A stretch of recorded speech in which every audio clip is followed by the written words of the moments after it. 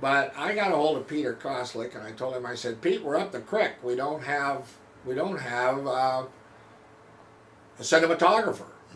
Pete says, you know, I met a cinematographer that you might be able to get. And he says he shoots wildlife things, I think. And I said, well, what's his name? He said, God, I forgot.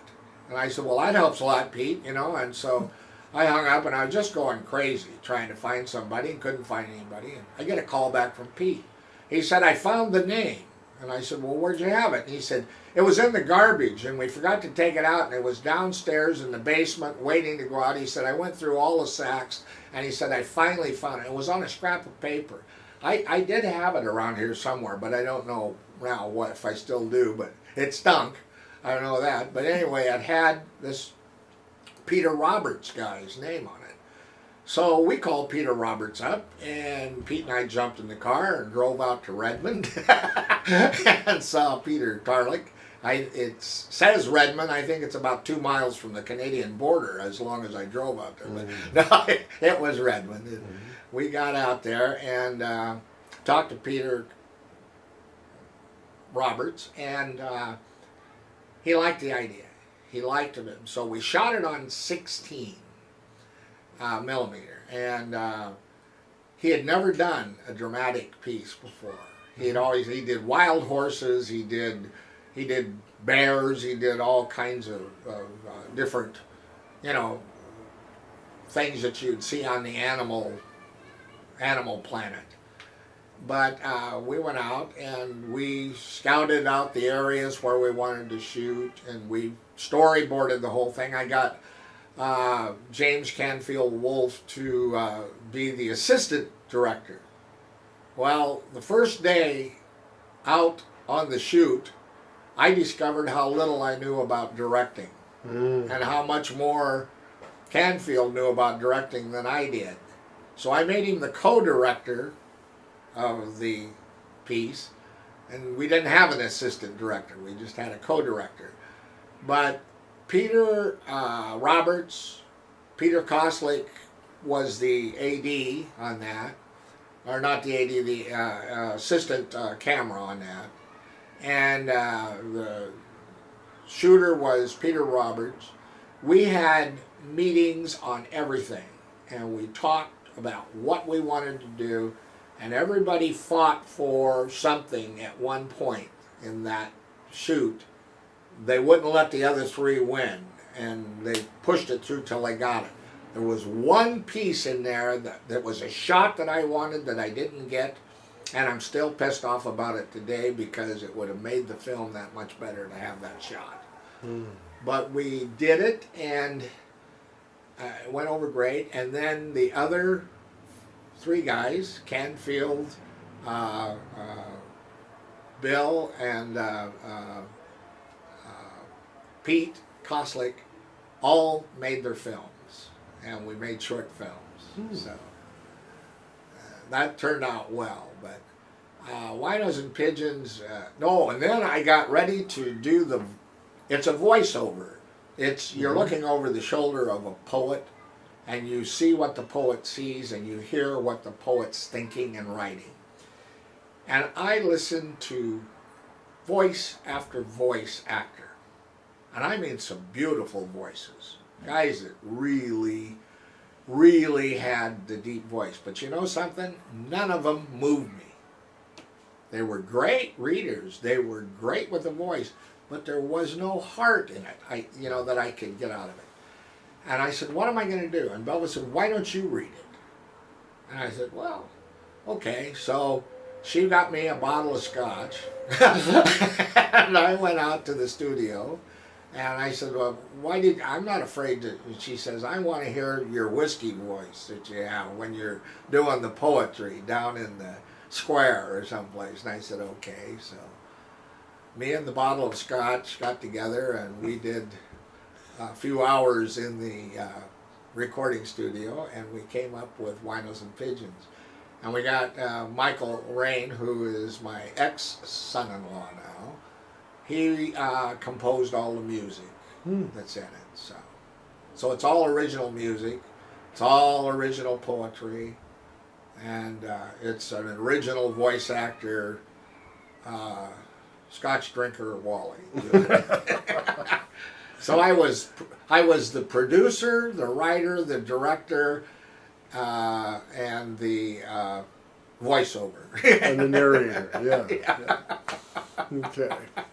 And, But it's a remarkable thing. Any screenwriter, anybody that's going to go into screenwriting, should go work on the making of a film.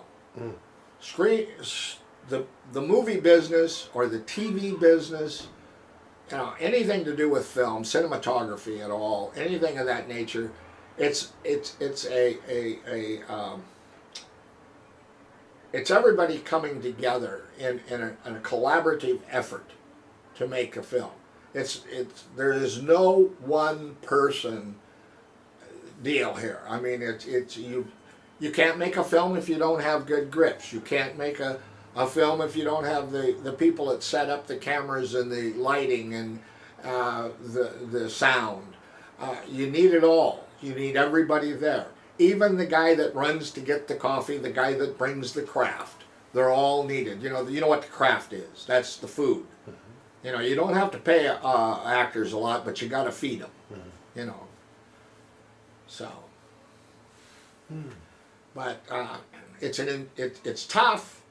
When you go to make a movie, don't go to make a movie if you're lazy or if you think you're going to work 8 hours a day. Don't even bother. I think we were working about 18 hours a day. How did you find your actors? We had auditions. We auditioned. The guy that got our actors was a kid named Ralph Fontaine. And Ralph was an actor, and he helped us do a call to get actors to come to the thing, and we did that. Got Sunshine Whitten there, and Sunshine now runs a company that makes movies. They have he has 2 or 3 red cameras. Works right around here, and say he's from Redmond, but he's a great kid. Well, he's not a kid anymore, but he was then. So, wow. What year did you finish the movie? We finished shooting in '99, and the sad thing is the 3 leads in the movie are all dead now. The 3 guys that were the leads are dead. Well, they weren't all leads. It was the 2 leads, the 2 old guys.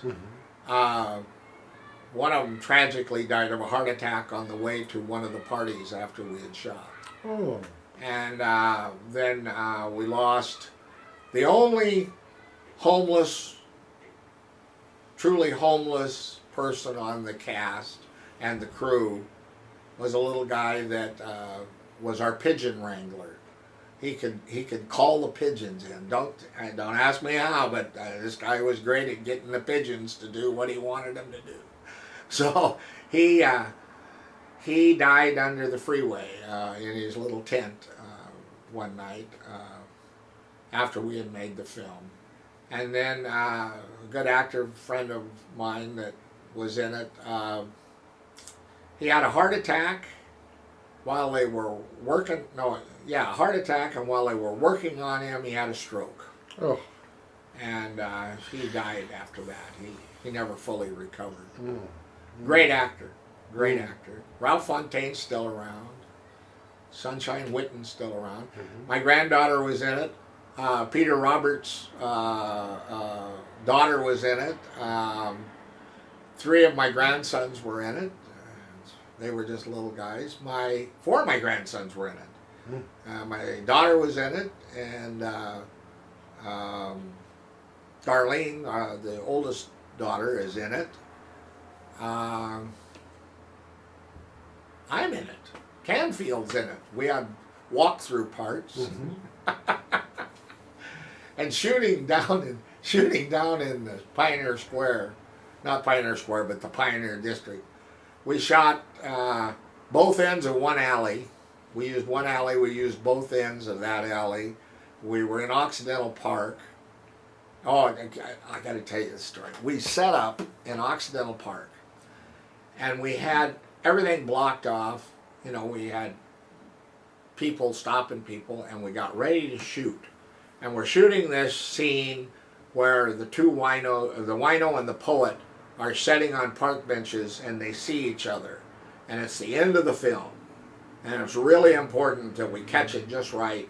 And I'm counting clouds that are going over so we know how much shooting time we've got in between, you know, sunshiny time in between when the clouds are far enough apart and they're coming in. So we get all ready to shoot, and we're ready to shoot, and we start to roll them, and here comes this, and I'm going to say it, a-hole, out through the middle of it, slogs right through the middle of our set, right through the whole thing. And he goes over and he's getting ready to cross the street there, the other side of Washington. Well, I don't remember what street that is, but it goes Washington and then Occidental Park and then the other street. And I ran over to him and I said, hey, I said, are you leaving? And he said, yeah. And I said, well, when can you come back? And he said, well, why should I come back? And I said, well, we're getting ready to shoot again, and I wondered if you wanted to walk through it and screw the whole goddamn thing up again. What did he say? Well, he didn't get to say anything. I turned around and walked. But we shot it, finally got it done, but nobody walked through it again. There was enough people stopped when I said that and looked. The next time we shot it, everybody waited, you know.